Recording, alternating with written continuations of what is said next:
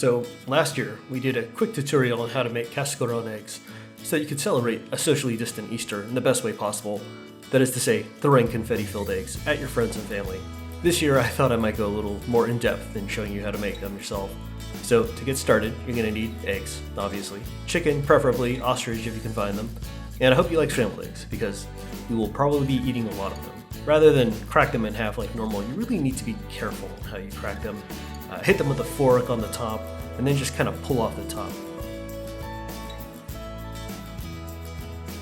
Just keep doing this for a while, and eventually you'll collect enough eggs to make this worthwhile. Rinse the eggs out after you empty them and set them aside to dry. Then use some chopsticks or something to poke around and twirl around inside the egg after they've dried. They've often got like a little membrane inside there.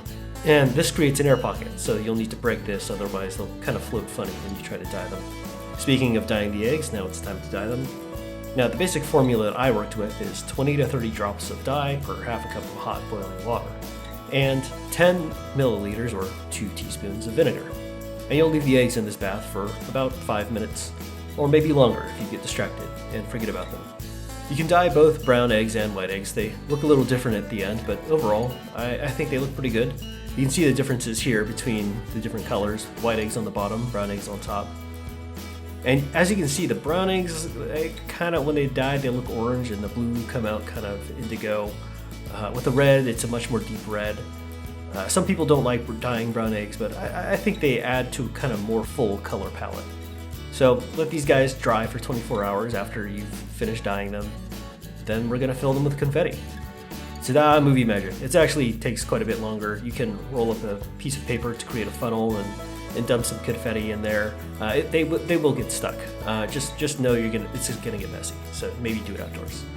Finally, now that we've got all this done, let's go ahead and seal these guys up. Grab a big sheet of wrapping tissue paper. The kind that you use when you actually don't want to wrap something, so you throw it in a gift bag. Grab that and a bottle of glue. Trace the edge of your egg with the glue, put a piece of tissue paper on, and let it sit for a few minutes. Once the tissue paper has absorbed enough glue, but before it dries, the tissue paper gets really weak around the edges, and it actually just pulls right off, as you can see here.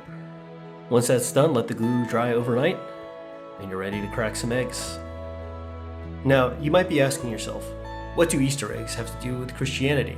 Well, not much. The eggs are a leftover from a pagan holiday.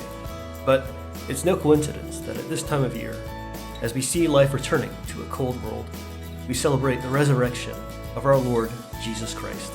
And here at Coffee with a Christian, we believe that everyone is deeply loved by God, in spite of their shortcomings and failures.